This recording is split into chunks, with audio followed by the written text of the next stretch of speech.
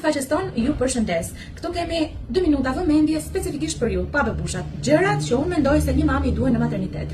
Fillojmë me fustanin i cili është për procesin e parë që ju vreni në momentin e lindjes dhe derisa lindja të mbarojë dhe ju të sistemoni në dhomë.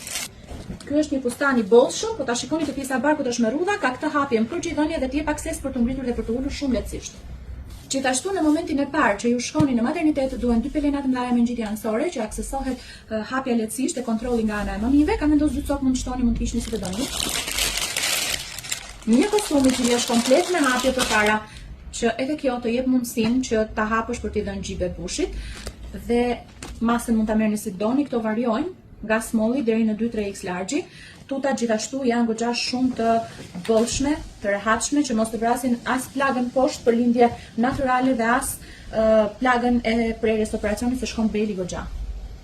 Procesi i parë pas lindjes, mbasi ju jeni sistemuar në dhomë, do ju duhet një kombinim mbathje rrjet plus maternity pads, të cilat janë lineza goxha të mëdha, por më të vogla nga ato slippersat.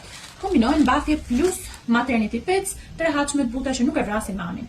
Një nga produktet të cilat mendoj mund t'i merrni edhe gjatë shtatzanisë sepse janë shumë të buta këtu dhe nuk e vrasin mamin, nuk e vrasin as gjoksin për ndryshimet që ajo pëson gjatë shtatzanisë. Janë recipeta me hapje, kupa është e lëvizshme, por ju që do t'i kombinoni recipet plus tampon dhe mund të hiqni fare kupën ekzistuese. Këto janë tampon nga Suavinexi, të cilat janë 100% absorbues dhe me një prekje shumë të butë pambukur mbi lëkurën e nënës. Për procesin e pas lindjes, unë kam shtuar dhe 2 palbathje me bel të madh, sa nëna të fitoj atë rehatin që ka pas para lindjes. Kam vendosur 2, mund të shtoni ose të hiqni. Ndërkohë do t'ju tregoj 4 produkte të cilat përdoren para dhe pas lindjes.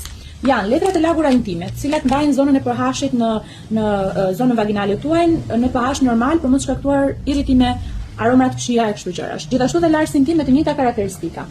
Nipple balm, që është për kokat e gjirit, që përdoret dhe gjatë shtatzanisë, drejt fundit të shtatzanisë, për vreni ndryshimet e ngjyrës së kokës së gjirit dhe të forcisë plus thatësirës së lëkurës, e hidratoni që kur të vi procesi i thithjes shumshit nga ana e bebit, kontakti të jetë shumë i butë.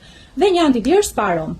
E para përdoret gjatë shtatzanisë për nënat që kanë shumë probleme me aromat dhe e dyta përdoret pas lindjes për gjithënien, për mos të ndikuar, për mos të interferuar me aromat e nënës në procesin e pirjes së gjirit nga bebi. Ky set është i menduar në ofertë në vlerën 100.000 lekë. Kombinimet mund të bëhen nga smolli deri në 3x large, recipeta ka dhe 4x të mbathje gjithashtu. Dhe çdo gjë personalizohet edhe në sasi nga ana juaj. Faleminderit, mirëqofshim.